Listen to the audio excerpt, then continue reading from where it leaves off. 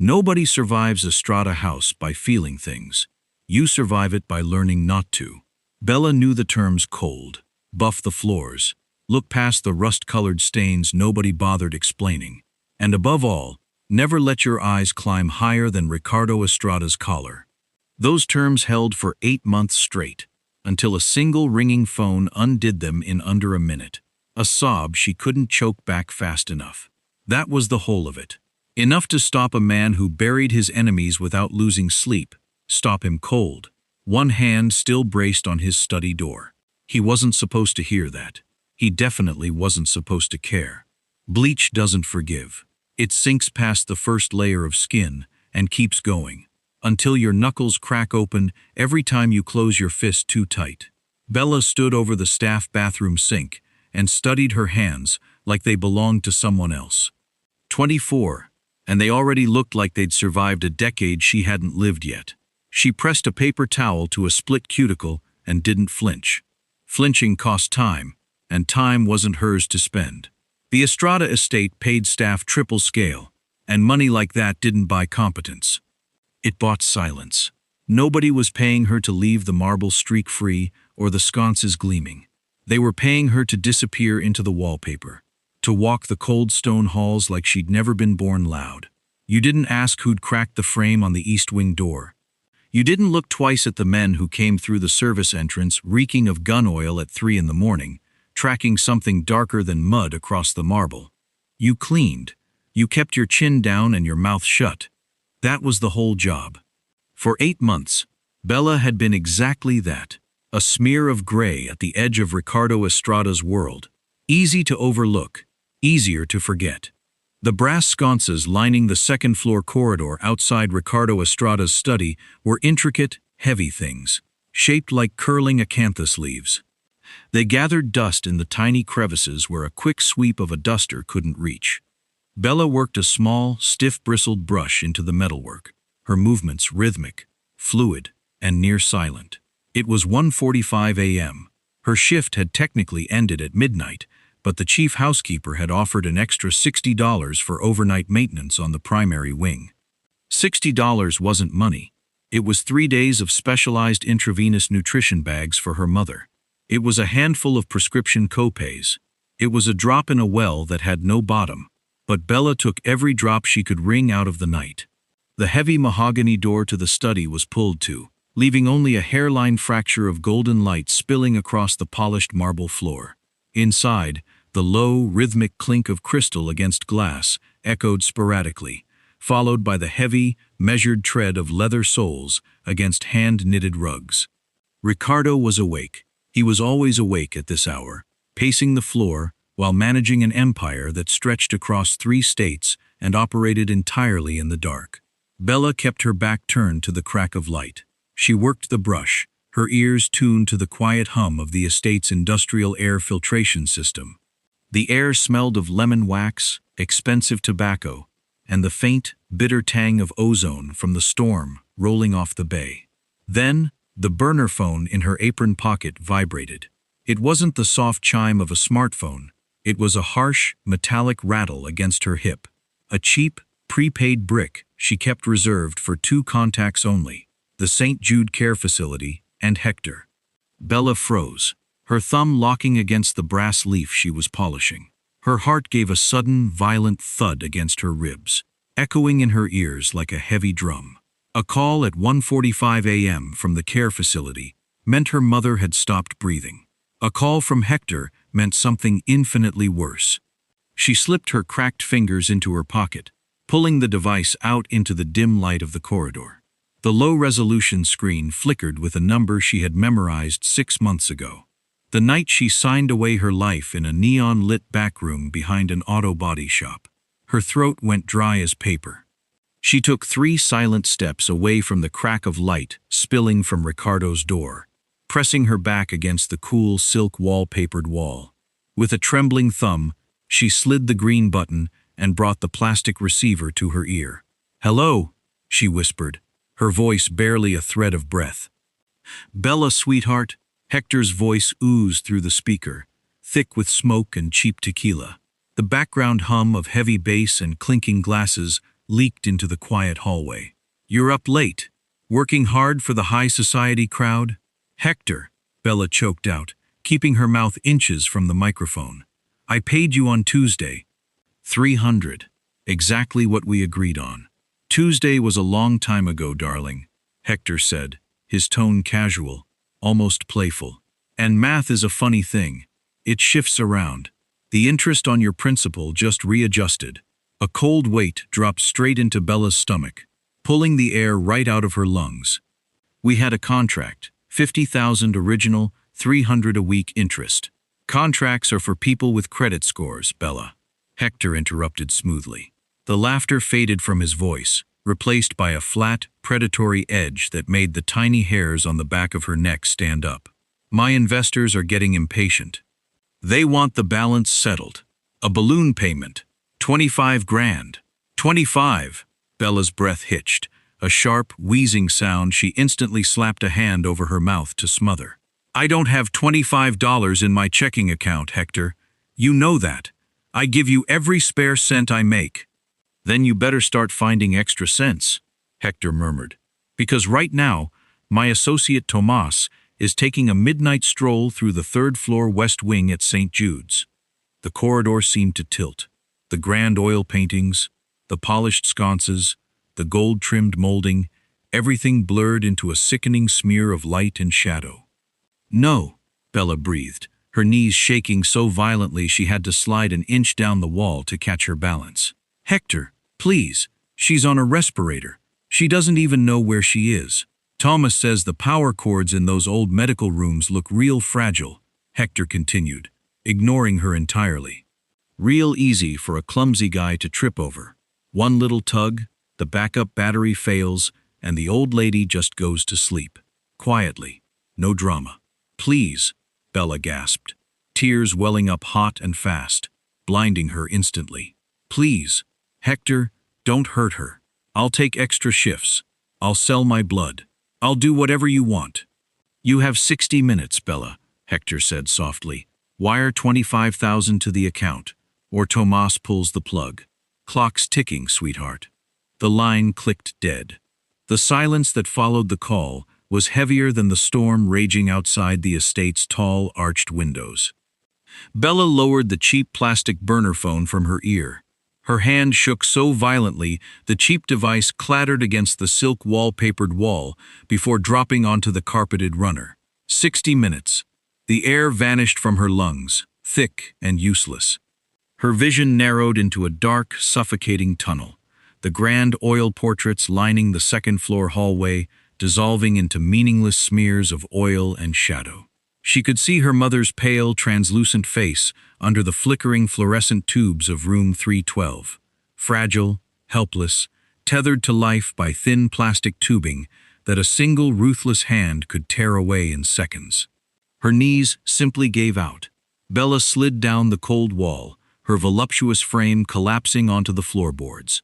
She clamped both of her hands over her mouth, digging her raw, bleach-damaged knuckles into her lips until she tasted copper. But the terror was too immense, too agonizing to stay trapped inside her chest. A jagged, choked sob tore up her throat, punching through her tightly locked fingers, a wet, desperate sound of complete and utter ruin. She curled into herself on the cold floor beside her cleaning bucket, her shoulders heaving as hot tears spilled over her lashes, burning across her cheeks. She rocked back and forth in the shadow of the grand corridor, fighting for breath, fighting to keep from screaming. She had done everything right. She had scrubbed until her skin bled. She had hidden away like a ghost, and it had meant nothing. Inside the study, the quiet click of a crystal glass hitting a mahogany desk stopped dead. Ricardo Estrada stood motionless behind his heavy desk, the unbuttoned collar of his crisp white dress shirt exposing the dark, intricate ink spreading up his neck. He was operating on 2 hours of restless sleep and a mind weighed down by encroaching cartel threats along the southern docks. His territory was a pressure cooker, and every instinct he possessed was honed to a razor's edge. When the sound came, it wasn't the heavy thud of an intruder's boot or the soft click of an armed lock. It was a ragged, hitching gasp, a sound of pure, unadulterated human ruin breaking through the midnight silence. Ricardo's dark eyes narrowed instantly, the exhaustion vanishing behind a wall of lethal focus.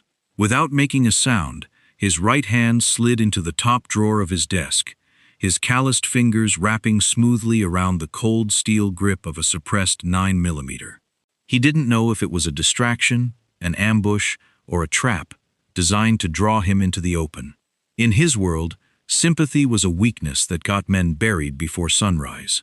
He moved across the room like a shadow, his leather soles floating silently across the heavy oriental rugs. He bypassed the center of the room, keeping his back to the wall as he reached the massive oak door. The weeping was clearer now, muffled only by the thickness of the door frame. It was raw, breathless, and completely undone. Ricardo's left hand reached out, wrapping around the solid brass handle.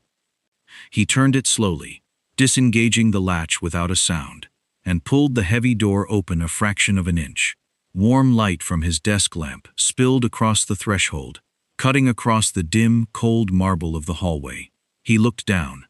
There, crumpled against the baseboard like a discarded rag doll, was one of his domestic staff. He recognized her instantly, the quiet, voluptuous maid who always kept her chin tucked to her chest, pushing her heavy cleaning cart through the estate like a ghost in black and white. Her hands were pressed tightly over her face, her dark hair tumbling messily out of its neat bun as violent tremors racked her body. Ricardo's grip on the suppressed pistol didn't loosen, but his brow furrowed into a deep, dangerous line. He didn't tolerate disruptions. He didn't tolerate drama inside his home. He opened his mouth to order her to stand up, clear out, and do her falling apart somewhere far away from his sight. Before the words could cross his lips, the cheap burner phone abandoned on the runner beside her vibrated again, its tiny speaker buzzing loudly against the silence. Bella flinched, as if the vibrating plastic were a venomous snake, but fear forced her hands to move. She scrambled across the carpeted runner, her chest heaving as she hit the speaker button with a trembling, slick thumb. "Hector!" she choked out, her voice a wet, raw rasp that scraped her throat. "Please, I'm begging you. I tried to transfer what I have, but the bank app declined it. Give me until morning. Just let me call someone." "Banks are closed, sweetheart." Hector's slimy voice squawked through the tiny, tinny speaker, laced with dark amusement. "And your credit is absolute trash. You've got 45 minutes left. Don't bother calling the cops either. By the time a cruiser rolls up to St. Jude's, Tomas will have injected a nice, neat little air bubble straight into your mother's IV line. An embolism. Very quiet. Real hard to prove." A sound tore out of Bella's throat, a horrific, strangled wail of pure, unadulterated grief that she tried frantically to swallow back down against her palm. Inside the doorway, Ricardo stood entirely still, his dark eyes locked onto the cheap plastic phone resting on the marble floor. The pieces clicked into place with terrifying speed. A loan shark, a sick mother, extortion. Some street parasite operating in Estrada territory was pulling a hit inside his city and using an employee under his roof to do it. A cold, lethal quiet ignited in Ricardo's chest. It wasn't righteous justice. He was no hero. He was a monster who ruled through bloody authority. But he was a monster with absolute rules about territory, respect, and who was allowed to inflict violence within his domain. Hector was a cockroach, and this cockroach was dirtying his house. Ricardo pushed the heavy oak door wide open. Bella gasped, her head snapping up as a massive shadow fell over her. Ricardo Estrada towered above her frame, his unbuttoned white silk shirt revealing the intricate ink sprawling across his chest and collar. He held his suppressed pistol down by his thigh, like a casual extension of his arm. But it was his face that made Bella's blood turn to ice. Carved from stone, his dark eyes burning with absolute quiet ruin. "Mr. Estrada," Bella stammered frantically, scrambling backward until her spine hit the wall. She wiped wildly at her wet cheeks with her raw, split knuckles. "I'm sorry. I'm so sorry, sir. I was just cleaning. I'll go. I'll leave right now." Ricardo didn't even look at her. He took 2 slow, deliberate steps forward, his polished leather shoe stopping an inch from the phone. "Bella? Who the hell is that?" Hector's voice squawked from the speaker. "You better not be bringing anyone else into this, bitch, or I swear to God." Ricardo crouched down. His movements were fluid, terrifyingly calm. He picked up the plastic phone, holding it easily in his large, calloused hand. He brought it to his face, his expression unreadable. "Bella, answer me." Hector barked. "Hector," Ricardo said softly. His voice wasn't a shout, it was a low, resonant baritone that vibrated with lethal, absolute authority.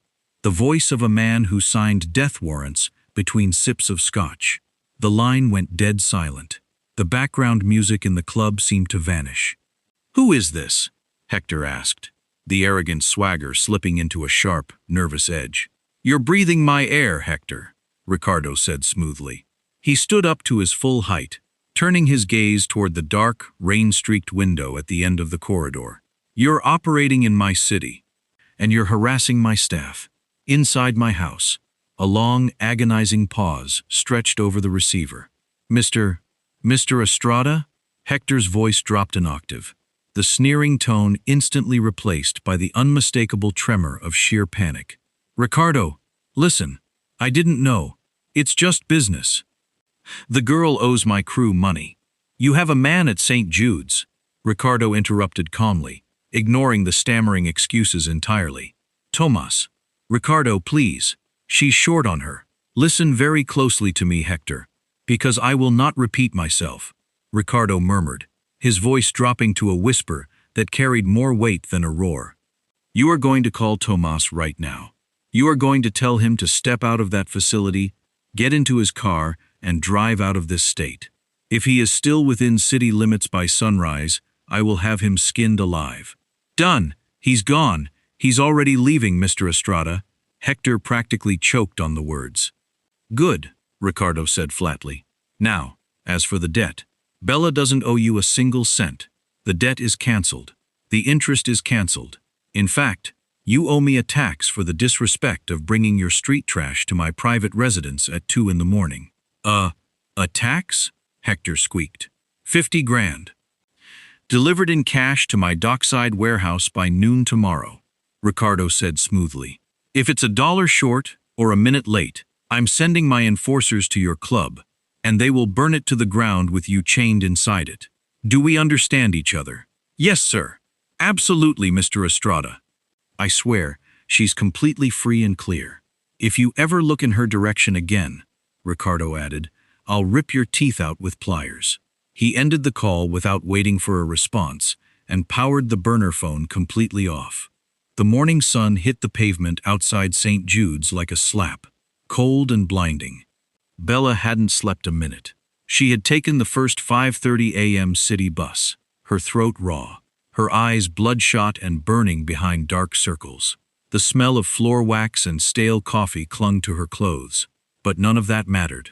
Panic still clawed at her ribs like a trapped bird. Ricardo Estrada had handled Hector on the phone, but men like Hector were slippery, vicious things. Words said in the dark meant nothing when a life support plug was only 6 inches from a wall socket. Bella pushed through the heavy glass doors of the facility, her battered sneakers squeaking against the linoleum. She bypassed the reception desk, keeping her head down, and practically sprinted down the familiar, sterile maze of the 3rd floor. Room 312. She rounded the corner, her lungs burning, and stopped dead. The door was wide open. The room was completely empty. The bed had been stripped down to its plastic mattress, the IV poles bare, the heart monitor powered off and pushed into a corner. On the small bedside table, where her mother's glass of water usually sat, lay a single discarded plastic cup spilled over a dried brown ring. "No," Bella breathed, her knees instantly buckling. She grabbed the metal doorframe to keep from hitting the floor. The hallway spun into a dizzying blur. Tomas, Hector's enforcer, had been here. He had taken her. "Miss Mitchell?" Bella whipped around, her heart thrashing wildly against her ribs. A middle-aged woman in crisp navy scrubs was standing behind her, holding an iPad. It was Nurse Henderson, the same nurse who had handed Bella 3 separate final notice collection letters over the past month. "Where is she?" Bella choked out, her fingers digging so hard into the doorframe her knuckles turned stark white. "Where's my mother? What did they do to her?" Nurse Henderson blinked, her usual strained, impatient expression replaced by a look of quiet, almost reverent confusion. "Honey, calm down. Nobody did anything. Your mother was transferred 3 hours ago." "Transferred?" Bella's voice cracked. "Transferred where? The county ward?"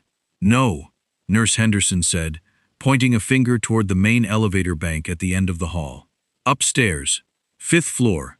The pavilion." The 5th floor was a place Bella had only ever heard about in quiet staff rumors. It was the private wing, a heavily restricted luxury suite floor reserved for high-level political figures, executives, and families with money so old it didn't make noise. Bella didn't wait for an explanation. She turned and ran to the elevators, hammering the illuminated button until the doors slid open. When the elevator chimed on the 5th floor, the stark transition was jarring. The sharp, clinical smell of rubbing alcohol was gone, replaced by the faint, soothing scent of fresh lilies and polished oak. The linoleum gave way to deep, plush carpet that muffled her footsteps.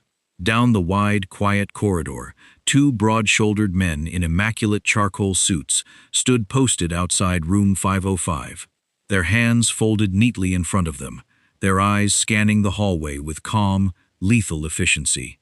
Bella slowed her pace, her heart hammering a frantic rhythm against her collarbone. As she approached, the security guards didn't reach for weapons or demand ID. They simply stepped aside in silent unison, bowing their heads slightly as she passed between them. She pushed open the heavy mahogany door. Room 505 was massive. Pale morning light poured through floor-to-ceiling windows overlooking a landscaped garden courtyard. A flat-screen television mounted on the wall played quietly, and a bouquet of fresh orchids sat on a marble vanity. In the center of the room, resting on a high-tech, adjustable medical bed, was her mother. She looked peaceful. Her breathing was steady, her pale cheeks flushed with a faint, healthy color under a crisp linen duvet. An advanced, silent monitor hummed softly beside her, displaying crisp, stable vital signs. "Miss Mitchell." A tall man in a tailored lab coat stepped out from an adjacent private office, holding a digital chart. Bella recognized him instantly from the hospital's promotional plaques. Dr. Vance, the chief of critical care, a specialist whose consult fee alone exceeded Bella's monthly salary. "Dr. Vance," Bella stammered, her voice shaking as she looked from her sleeping mother back to him. I don't understand. What is this? I haven't even cleared the back co-pays for the ICU. Your balance is 0, Miss Mitchell," Dr. Vance said smoothly, tapping the screen of his tablet. "In fact, your mother's account currently reflects a significant credit." "A credit?" Bella whispered, gripping the edge of her mother's bedrail. "How? From who?" "An anonymous entity cleared the entirety of her outstanding medical debt at 4 a.m. today," Dr. Vance explained, his tone warm and deferential. "They also funded a full year of private, round-the-clock nursing care, secured her transfer to this suite, and retained a private security firm to oversee the wing's perimeter 24 hours a day." The room seemed to tilt beneath Bella's feet. "Keep your chin down and your mouth shut." That was the whole job. Ricardo Estrada hadn't just scared off a predatory loan shark in the middle of the night. He had rewritten her mother's fate with a single stroke of his pen. He had poured hundreds of thousands of dollars into a hospital he had no tie to, all for a maid he had barely looked at for 8 months. It wasn't a miracle. It was a purchase. Bella looked down at her mother's serene, resting face, feeling a profound wave of relief wash over her, followed immediately by a cold, sharp ache in her chest. She was free from Hector's leash, but as the overwhelming scale of Ricardo's power settled over her, she realized the truth. You don't accept a life-saving gift from a monster without giving him your soul in return. By 11 p.m., the air inside Estrada House felt heavy enough to bruise. The threat level across the city had spiked. A rival cartel was pushing hard against Ricardo's eastern supply routes, and the estate had quietly transformed into a fortress. Heavy gates stayed locked. The perimeter patrol doubled, and men in tailored dark suits with faint bulges beneath their jackets paced the stone hallways with sharp, restless energy. Bella kept her head down and her eyes glued to the floor. She worked through the tension, her mind swirling with the memory of her mother's quiet, sunlit room at St. Jude's. Every breath her mother drew now belonged to Ricardo Estrada. The call for a late cleanup came from the formal library on the second floor. Bella wheeled her heavy cleaning cart down the corridor, her rubber soles making no sound against the runner. She pushed open the double oak doors. The grand room was dark, save for the amber glow of the fireplace crackling against mahogany shelves. Near the center table, a wide, dark stain sat pooled across the pristine white marble floor. Blood. Not a stray drop, but a heavy, smeared streak that looked like something heavy had been dragged toward the private side terrace. Bella didn't ask questions. She pulled her yellow rubber gloves over her hands, knelt on the cold stone, and poured heavy bleach solution directly over the stain. The harsh, chemical fumes stung her throat and watered her eyes. She gripped a stiff bristled brush and began to scrub, working the coarse fibers into the porous stone. Her fingers throbbed terribly. The harsh solution had leaked past the cuff of her right glove, soaking into the split, bleeding cuticles on her knuckles. Every forward stroke tore at her raw skin, sending sharp jolts of pain straight up her wrist, but she gritted her teeth and kept scrubbing. "You're using the wrong solution." Bella flinched violently, her hand slipping. The bucket tipped, sloshing corrosive, soapy water over the marble, and soaking through the knees of her uniform dress. Ricardo stood in the shadows near the hearth. He looked exhausted, his tie discarded and his white silk shirt unbuttoned at the collar, revealing the dark ink creeping up his throat. His sleeves were rolled up past his forearms, exposing heavy veins and calloused hands. In his right fingers, he held a crystal tumbler filled with dark amber liquor. "Mr. Estrada," Bella gasped, scrambling back on her knees to sop up the spilled water with a rag. "I'm sorry, sir. I'll have the marble dry in a minute." "Stop," Ricardo commanded. His voice wasn't loud, but it cut through the crackle of the fire like a blade. Bella froze instantly, her hands hovering inches above the bloody water. "Take the gloves off," he ordered flatly. Bella hesitated, her heart hammering against her ribs. Trembling, she peeled the yellow rubber off her hands.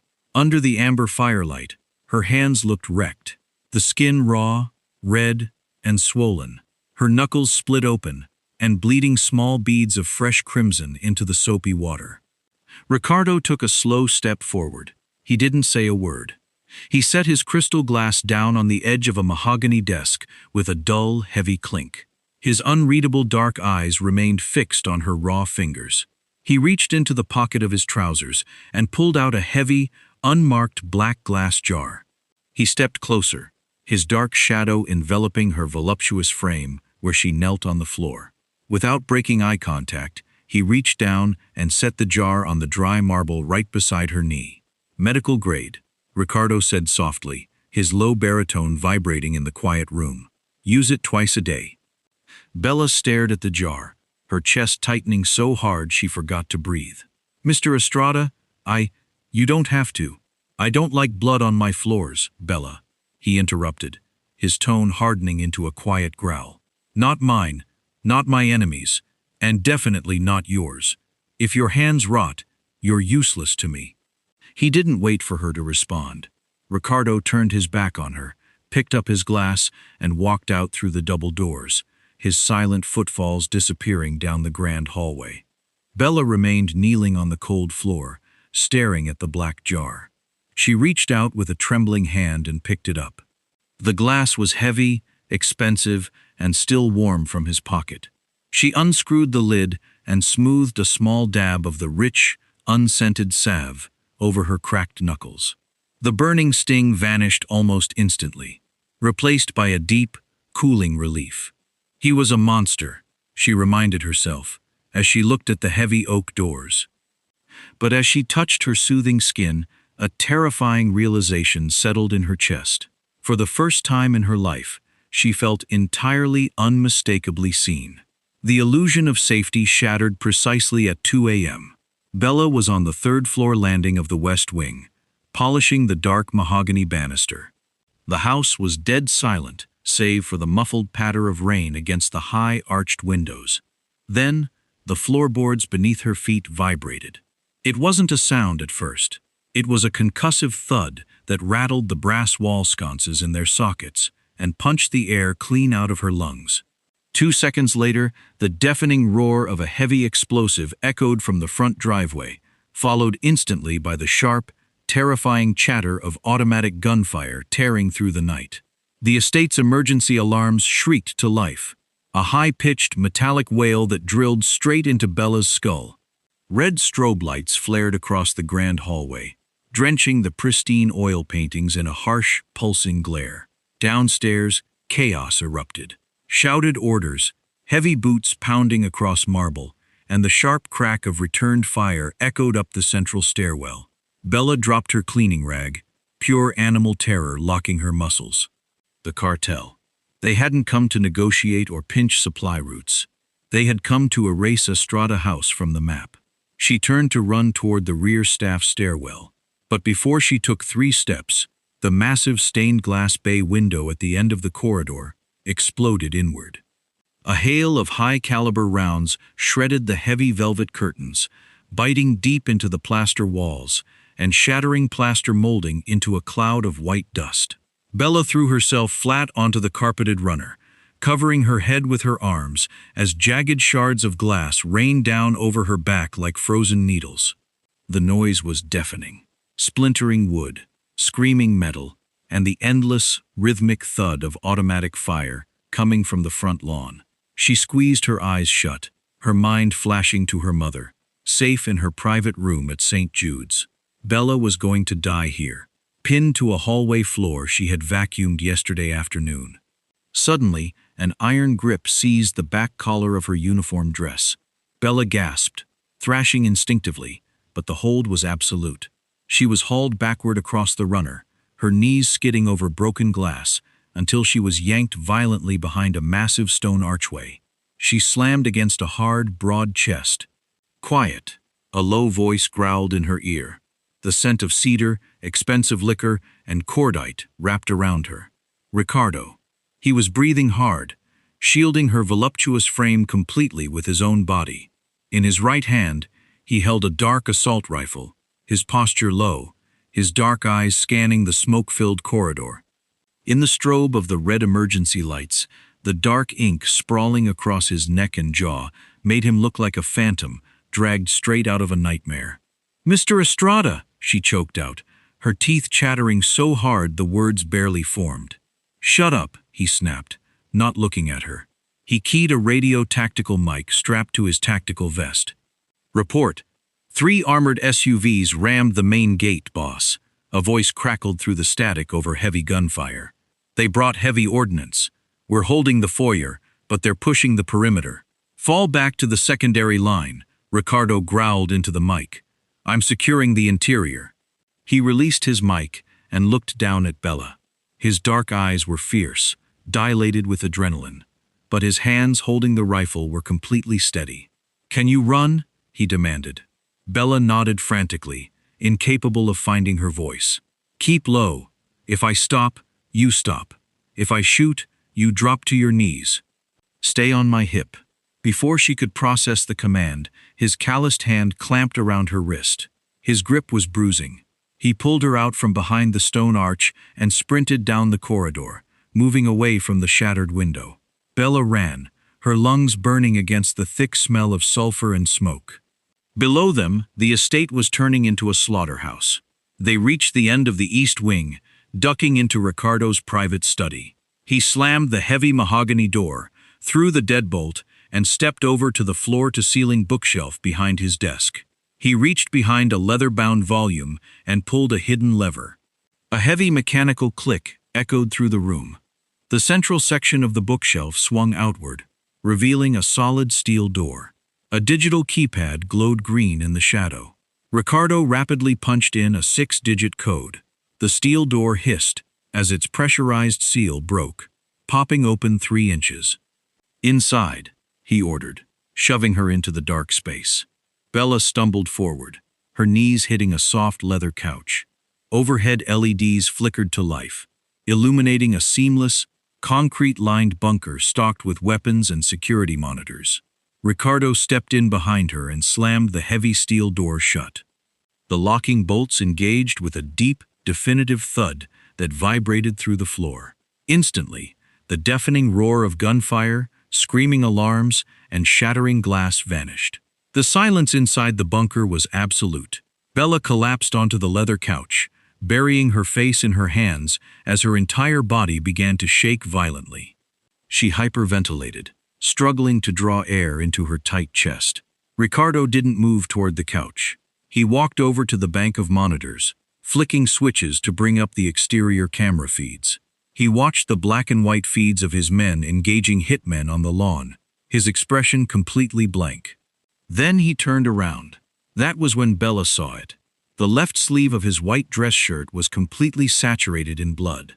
A dark, wet stain was spreading rapidly from his bicep down to his wrist, dripping steady crimson drops onto the clean concrete floor. "You're shot," Bella whispered.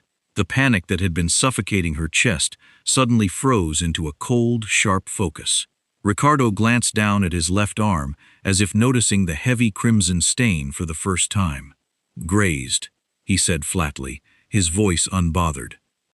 "Doesn't matter." He walked over to a metal storage cabinet mounted on the wall, opened it with his good hand, and pulled out an industrial white trauma kit. He dropped it onto the low coffee table in front of the leather couch, then sank heavily into the armchair opposite her. He let his assault rifle clatter to the concrete floor beside his boot. "I need you to stitch it," he said softly, his dark eyes locking onto hers. Bella stared at the trauma kit. Inside, sealed in sterile plastic, were curved suture needles, surgical clamps, and heavy pressure dressings. Her stomach rolled.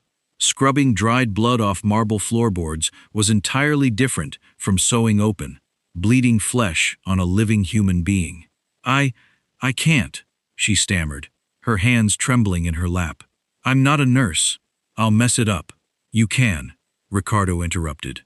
He leaned his head back against the leather headrest, his pale face under the harsh LED lights, contrasting sharply with the dark ink on his jaw. "I don't have a choice, Bella. If I pass out from blood loss before my men clear the perimeter, whoever breaches that steel door is going to put a bullet in my head. And then they'll put one in yours."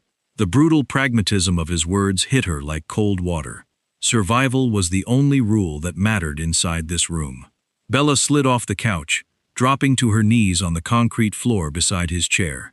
She opened the kit, her fingers stiff and awkward. She ripped open an alcohol wipe, the sharp, stinging odor cutting through the heavy smell of copper and cordite. "Wipe the edges," Ricardo instructed. His eyes closed, his breathing slow and measured. "Don't be gentle. Get the fabric fibers out." Bella took his arm.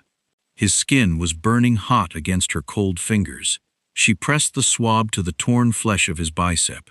Ricardo hissed through his teeth, the muscles in his neck cording hard, but he didn't pull away. "Thread the needle," he grunted, forcing his eyes open to watch her.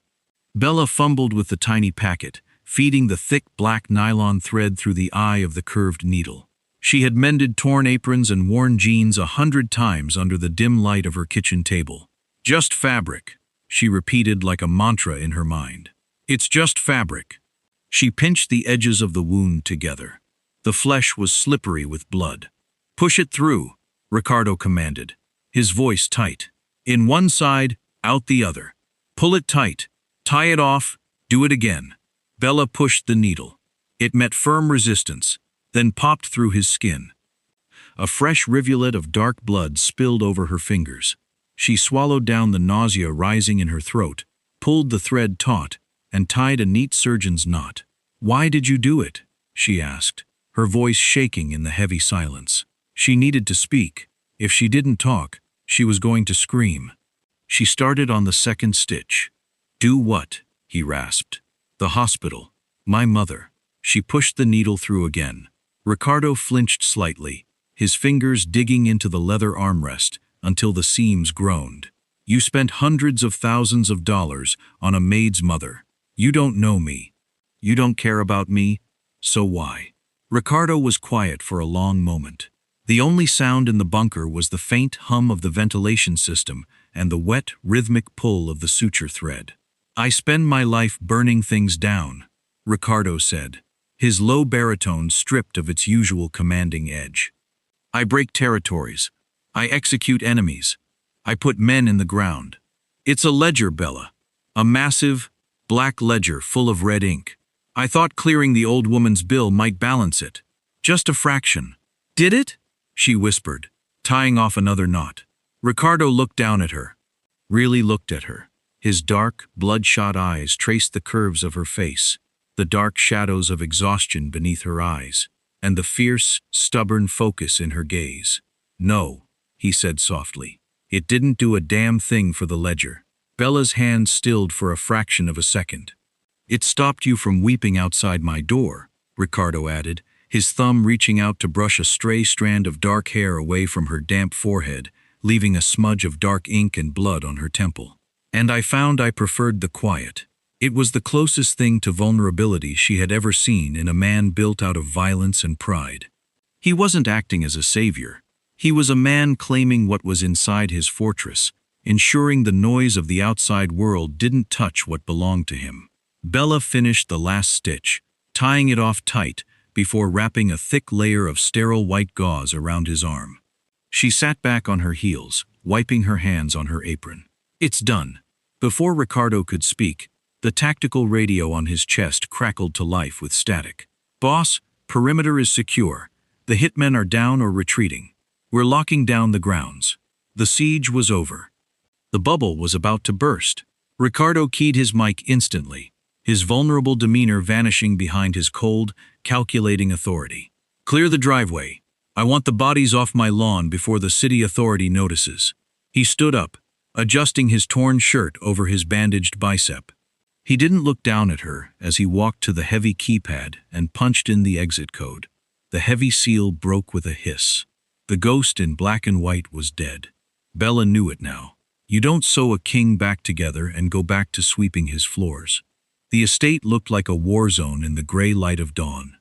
As they stepped out of the bunker, the heavy, metallic smell of gunpowder, pulverized drywall, and burning cordite hung thick in the grand hallway.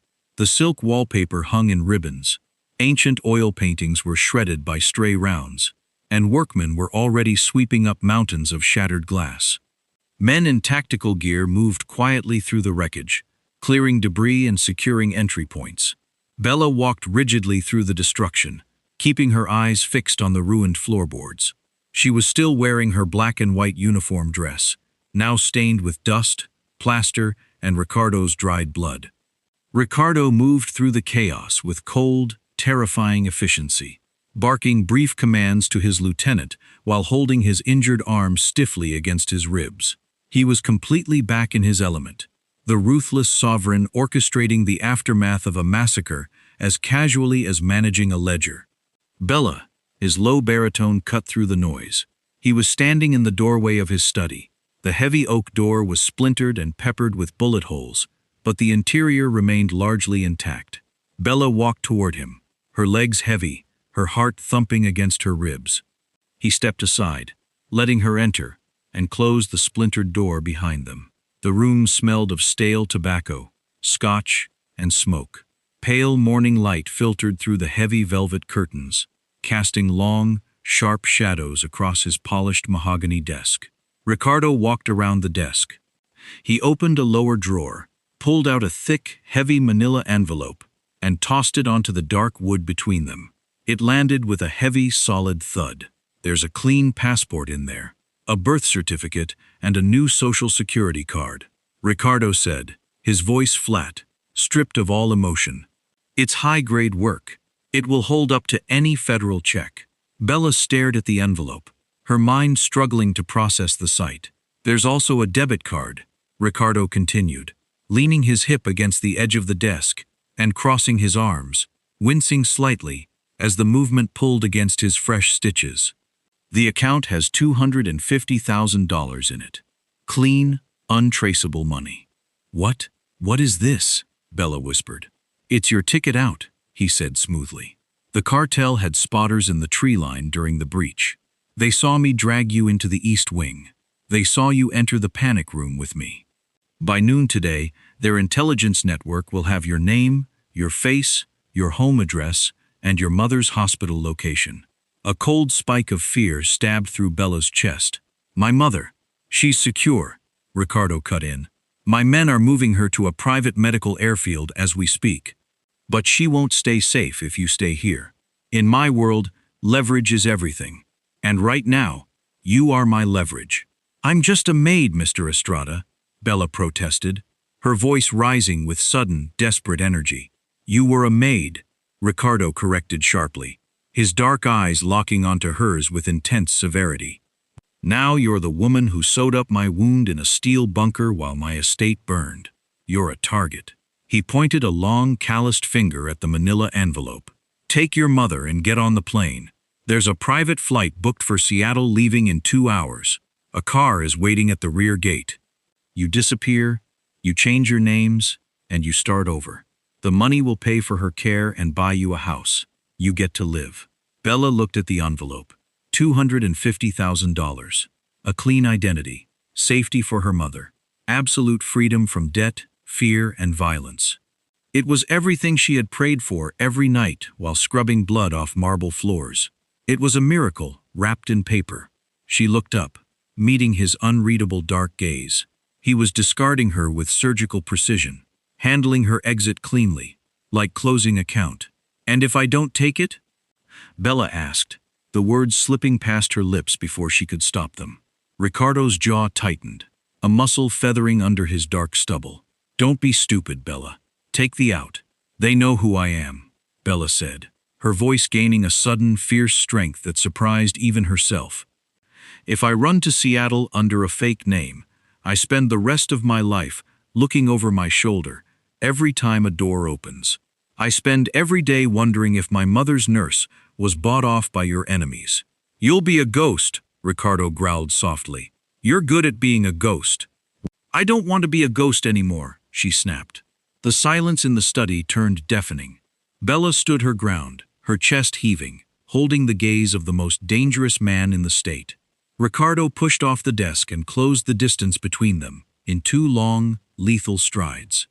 His towering frame filled her vision, backing her up against the splintered oak door. He slammed his right hand flat against the wood, right beside her head, trapping her in his space. The scent of scotch, cedar, and blood wrapped tightly around her. Do you have any idea what you're asking for? He rasped, his face inches from hers, his voice dropping to a dangerous, gravelly whisper. If you stay, you don't go back to sweeping hallways. You belong to me publicly. You step directly into the crosshairs of every rival boss in the country, and you never, ever get to step back out. Bella looked into his dark, furious eyes. She saw the violence, the possessiveness, and the absolute, unyielding authority. But beneath it all, she saw the man who had bought her mother's life just to stop a crying girl from weeping outside his door. I'm not running, she said. Her voice didn't shake. Ricardo stared down at her for a long, agonizing moment. Slowly, his hand slid down from the wood and wrapped around the back of her neck, his calloused grip firm, warm, and possessive. Go to the medical transport, he ordered softly. Make sure your mother is comfortable on the plane. Have my men bring her to the private medical wing here at the estate instead, and then you come straight back to this room. He released her neck and turned his back, dismissing her with a sharp nod toward the door. Bella didn't touch the manila envelope on the desk. She turned the brass handle and walked out of the room, leaving the money and the fake life behind. The medical wing at the rear of the estate was quiet, bathed in the soft, clinical light of state-of-the-art equipment. Bella watched through the glass partition as the private medical team settled her mother into the room. Her mother was resting comfortably, her breathing steady under the care of doctors whose full attention was devoted entirely to her recovery. There were no more delinquent bills waiting in the mail. No predatory phone calls at 2 in the morning. No threats looming over her family. Bella adjusted the lapels of her black sweater, smoothed her jeans, and turned away from the glass. She walked down the long, carpeted corridor, flanked by two broad-shouldered men in tailored suits who walked half a step behind her in silent, protective formation. She was no longer Bella the invisible maid, slipping past shadows with a cleaning cart. Every guard she passed in the hallway stood at attention, nodding respectfully as she walked by. She reached the heavy mahogany doors of the study. The splintered wood had already been cleared away, replaced by a solid oak door fitted with fresh brass hardware. She pushed it open without knocking. Ricardo was standing behind his desk. He had changed into a fresh white dress shirt, the left sleeve neatly rolled up to accommodate the clean white bandage on his bicep. He held a glass of amber scotch in one hand, his unreadable dark eyes fixed on the doorway as she entered. The thick manila envelope was still sitting in the center of his desk, exactly where he had left it. "Your mother is settled?" Ricardo asked, his low baritone resonating through the quiet room. "She's resting," Bella said, stepping forward. Her footfalls were steady, deliberate, and unhurried. "The doctors say the new treatment protocol is already showing progress." Ricardo set his glass down on the polished wood with a quiet, deliberate clink. He crossed his arms, his dark gaze tracking her every move, as she stopped directly in front of the desk. "The car is still waiting at the rear gate," he said, his voice dropping into a dangerous, testing quiet. "The plane to Seattle is fueled. You still have 20 minutes to take the cash and disappear." Bella looked down at the manila envelope. Inside lay a clean name, a fake past, $250,000, and a ticket to a life where she could shrink into the background all over again. She reached out with both hands. Her split, healing knuckles gripped the thick paper. With a sharp, violent tear, she ripped the envelope straight down the middle. The sound of tearing paper echoed like a gunshot in the quiet office. Fake identity documents, clean cashier's checks, and plane tickets split into ragged halves. She folded the pieces together and tore them again, and again, until the clean escape route was nothing more than a pile of shredded paper resting on his polished mahogany desk.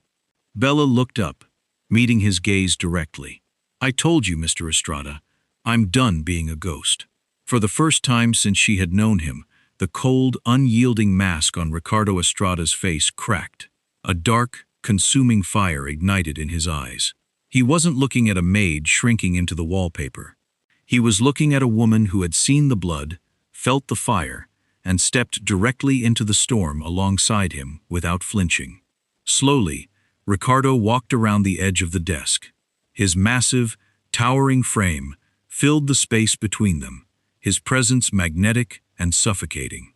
He didn't push her against the wall this time. He stopped inches from her, reaching out with a calloused hand to cup her jaw. His fingers were firm, possessive, holding her face up to his. "There are no second chances, Bella," he murmured, his voice a vibrating rumble against her skin. "You don't get to wake up tomorrow and decide the fire is too hot. You belong to me now, and God help anyone who tries to take what is mine." "I know," Bella whispered, her voice unwavering. Ricardo leaned down and claimed her mouth in a kiss that was fierce, heavy, and absolute. It tasted of expensive scotch, residual smoke, and the dark, unyielding promise of protection. Bella met his intensity, her hands reaching up to grip the lapels of his white shirt, anchoring herself to the man who ruled the dark. The rules of survival at Estrada House were gone. The ghost was dead. Bella Mitchell had stepped out of the shadows, and she had found her throne beside the monster.